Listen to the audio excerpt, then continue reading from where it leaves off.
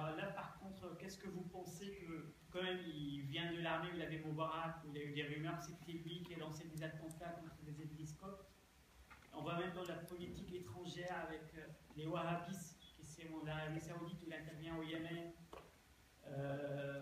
Sa position pour le Syrie, qui est quand même contre le credo, parce que j'ai eu l'impression que le credo il est pour le régime syrien existant. Et c'est pas un peu contradictoire? La credo n'est pas pour le régime existant. Il n'est pas pour Daesh. Non, on ne prend pas position. Il est pour rétablir des relations avec le régime actuel. C'est pas qu'il le défend. Vous voulez parler de Sisi, oui? Ah oui, Sisi, il est pour ça. Oui. Même, enfin, le credo, mais j'ai pas l'impression que le Sisi il est pour ça. Et vu ses interventions avec l'Arabie Saoudite, au Yémen et ailleurs, ça m'étonnerait. Par contre, bon, il y a deux questions. Vous dites la situation des Coptes. La situation des Coptes, elle est énormément améliorée. On passe par la période la plus florissante, la plus tolérante. Le pape Tawadros, il est tous les jours, il est main dans la main avec le grand imam d'Al-Azhar. Dès qu'il y a un événement, ils sont ensemble pour parler ensemble. Le Sisi a fait un geste très historique. Il est le premier gouverneur musulman, je ne dis pas président musulman parmi les 60 dernières années, le gouverneur musulman depuis 1400 ans, qui va féliciter les chrétiens pendant la messe de minuit. Ça ne s'est jamais produit. On allait avant, on allait le lendemain, on envoyait un délégué, mais on n'allait pas à la messe de minuit. Et lui, il est allé et il leur a dit, il n'a pas dit je viens parce que vous êtes copte, il n'a pas prononcé le mot copte, il a dit vous êtes égyptien, c'est votre fête, c'est mon devoir de venir vous féliciter. Ça lui vaut je ne sais combien de fatwas ce qu'il a fait. Hein. Une deuxième chose, il a rassemblé le grand imam d'Al-Azhar avec beaucoup de chefs à Al-Azhar. Il a fait un grand discours en disant nous sommes responsables de l'idéologie de haine qui s'est propagée dans le monde. Nous, Égyptiens, nous, Al-Azhar sans le prononcer, parce qu'il faut dire que beaucoup des gens viennent prendre leur diplôme de théologie d'Al-Azhar, mais l'Al-Azhar, comme toutes les autres institutions, est également infiltré. Ça fait que depuis 30 ans, on éduque mal et on sème la haine. Donc il a dit, idéologie de haine, qu'on n'arrive pas à s'en débarrasser depuis des centaines d'années. Monsieur l'imam d'Al-Azhar, c'est votre devoir, on en attend. Deuxième chose, le discours religieux dans les mosquées, il faut qu'il évolue. Troisième chose, on attend une révolution religieuse. Je ne sais pas combien de fatwas il vaut, hein. Un truc comme ça, ça ne s'est jamais produit. Pardon, la deuxième question au niveau de la Syrie, les chrétiens, vous ne rencontrerez pas facilement un chrétien syrien qui va dire je veux me débarrasser de Assad. Assad était leur protecteur. C'est la situation d'aujourd'hui, c'est des gens qui perdent leur famille, on tue leur famille, on décapite leur famille, et ça ne s'est pas produit au temps d'Assad. Donc par cœur, automatiquement, ils disent... Et puis, il faut dire que la politique internationale est quand même une politique de voyous. On va dire, on va aider l'opposition, mais l'opposition, elle est entre les mains de qui? Elle est entre les mains de Daesh. Bravo! Bravo! On a le courage de le dire, ça. On entend assez des conneries dans ce domaine-là. Mais il n'y a pas que Daesh, il y a aussi d'autres islamistes, Al-Nosra. Oui, Al-Nosra.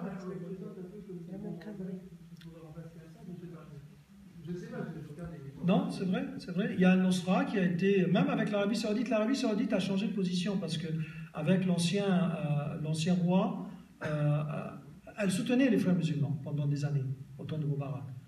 Mais à un moment donné, ils sont aussi découverts que c'était un danger pour eux. Évidemment. Et donc, ils se sont retournés et ils étaient avec Sisi à plein pot. Mais le roi est mort. Et le nouveau roi, semble-t-il, est en train de changer un peu de position.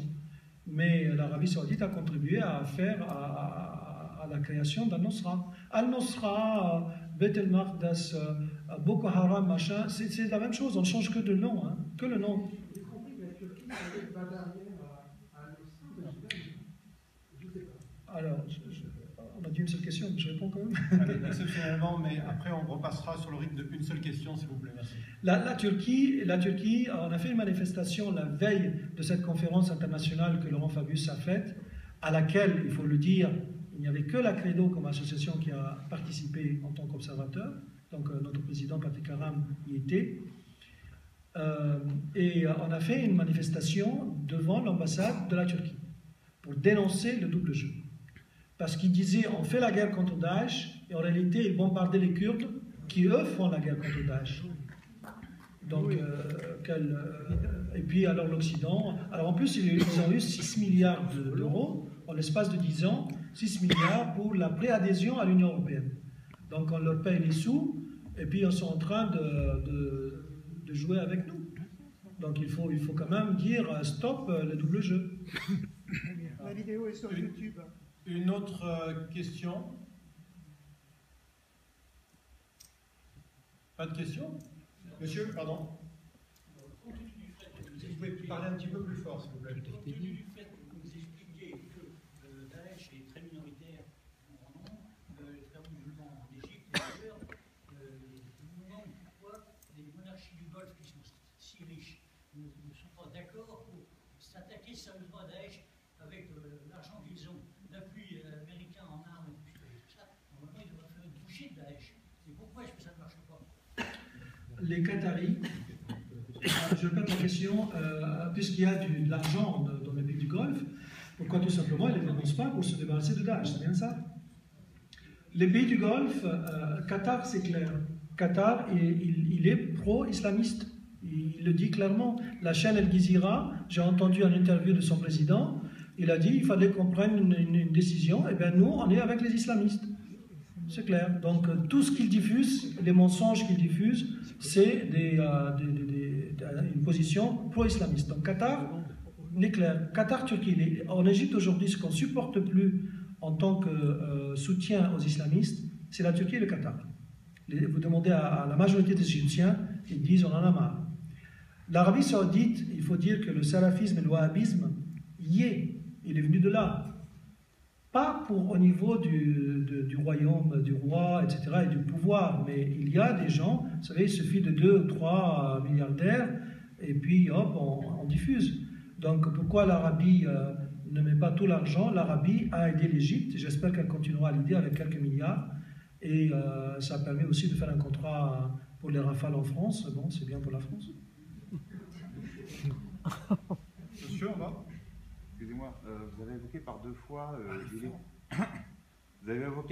l'illettrisme d'une partie de la population, et vous avez également dit que pendant 30 ans, tous les salafistes, enfin les frères musulmans, avaient largement infiltré la société. Est-ce que vous ne pensez pas plutôt que la population n'est pas si analphabète que ça, elle a juste été alphabétisée avec peut-être le Saint-Coran ou une certaine idéologie, enfin voilà, c'est ça. Et le budget militaire dans les années 70, dit que l'armée est une force assez importante. Il y a beaucoup de matériel soviétique qui ont été vendus à ce pays. Est-ce qu'il n'y a pas eu un choix, à un moment politique, de privilégier le budget de l'armée de manière un peu disproportionnée par rapport à ce qu'on aurait consacré à la population civile pour peut-être l'éduquer, je ne sais pas, faire des futurs médecins, enfin j'en sais rien. C'est les choix militaires et le choix de l'illettrisme, en fait, votre question. D'une certaine manière. Résumé, voilà. Bon, l'illettrisme, ce qu'ils disent, c'est le pourcentage que j'ai indiqué n'est peut-être pas exactement ça, et que finalement c'était un jeu des frères musulmans ou des militaires qui voulaient dépenser l'argent pour eux. Je crois que c'était ça, ce que vous voulez dire. Le pourcentage d'illettrisme a diminué au temps de Nasser, parce que c'était une de ses priorités, mais c'était quand même, à ce moment-là, autour de 70%, qui a baissé 60, 50, à peu près ça. Mais au temps de Moubarak, non.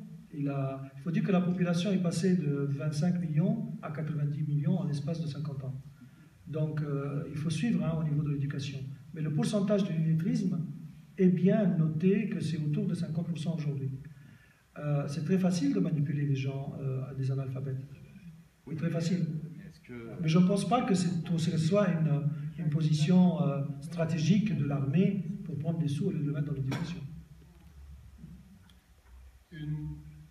Mademoiselle, madame. Justement, par rapport à ça, c'est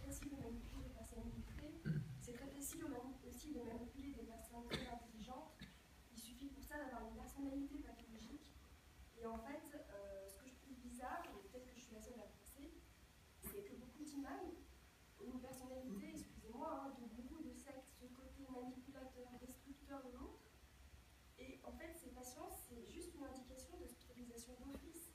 Et je ne comprends pas. Enfin, ils arrivent à des idées complètement délirantes. Et c'est ce que j'ai du mal à comprendre. Pourquoi les gens réussissent à se faire manipuler comme ça et pourquoi personne, quand on agit, avec finalement, on se retrouve avec des personnes qui, pour faire le djihad, croient tout ce qu'on leur dit et se mettent à se tuer pour voilà, donc moi j'ai un petit peu du mal à comprendre. J'ai l'impression qu'on essaye de traiter les symptômes, mais la cause, finalement, ce genre d'imam qui infiltre un peu partout, on a du mal à les... Alors après, c'est peut-être une vision personnelle, mais ça s'appelle de la perversion narcissique. Et voilà, enfin, ça existe dans les sectes, ça existe dans les cultes de Bertrand Cantat, par exemple. Et ces gens-là, la difficulté, c'est... Moi, je suis peut-être, mais peut-être que je suis la seule à... On a compris. Donc, en fait, la question, en résumé, pour ceux qui n'ont pas entendu, c'est d'une part, les imams, entre guillemets, prédicateurs qui prennent le pouvoir, sont-ils considérés comme psychologiquement différents, et d'autre part, comment se fait-il que les adeptes, entre guillemets, de ces prédicateurs, arrivent finalement à les suivre? Et ça, c'est la grande histoire des prises de pouvoir, de toute manière. Je pense qu'il y a deux aspects. Il y a l'aspect de ces imams-là qui étaient un peu partout et qui laissaient une certaine mentalité, un certain mépris pour la femme, etc. Et puis il y a aussi la partie, je dirais, des écrits de l'islam qui leur permet de le faire. Alors je vais dire la chose suivante. Quand il y avait les talibans, il y avait les djihadistes qui partaient, enfin des jeunes égyptiens qui partaient faire le djihad en Afghanistan, au temps de Moubarak. Et quand ils revenaient, ils se faisaient arrêter. Ils ne savaient pas qu'ils allaient se faire arrêter, sinon ils ne seraient pas revenus. Mais ils se faisaient arrêter, et puis il y avait un général qui était responsable de les accueillir. Donc ce général, qu'on a fait venir ici en France faire à une de nos conférences, il trouvait que c'était bizarre que des braves gens, des jeunes gens, aient la tête comme ça, complètement lavage de cervelle, et qui veulent aller tuer, ils veulent faire le djihad contre les autres gens, les massacrer, etc. Il voulait comprendre.